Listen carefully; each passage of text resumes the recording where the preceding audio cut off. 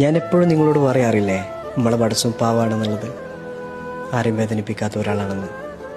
കുറച്ചുകൂടെ ക്ലാരിറ്റി തരാൻ വേണ്ടിയിട്ടൊരു സംഭവം കൂടെ ഷെയർ ചെയ്യാം.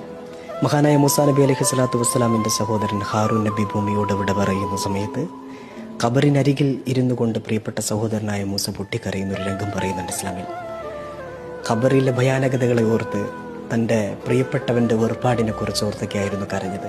ആ സമയത്ത് നമ്മളെ പാവം പടച്ചോൻ മൂസാ നബിയോട് പറയുന്നുണ്ട്, യാ മൂസ ലൗ അദിൻതു ലി അഹ്ലിൽ ഖുബൂരി ലിയുഖ്ബിറൂക ബിലുത്ഫി ലഅഖ്ബറൂക.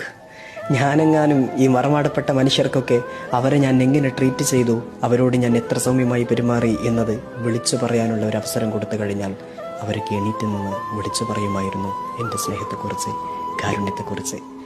യാ മൂസ ലം അൻസഹും അലല്ലാഹിരിൽ അർള്. ഭൂമിക്ക് മുകളിൽ നടന്ന സമയത്ത് ധിക്കരിച്ചിട്ടും നന്ദികേട് കാണിച്ചിട്ടും മറക്കാത്ത ഞാൻ അഫ അൻസാഹും ഫി ബാത്തിനിൽ അർള്. ഭൂമിക്ക് താഴെ ഒന്നിനും കഴിയാതെ ചുരുണ്ടുകൂടി മണ്ണിനോട് കവിൾത്തടം ചേർത്ത് കിടക്കുന്ന പാവപ്പെട്ട അടിമയെ എങ്ങനെ വേദനിപ്പിക്കുമിടോ?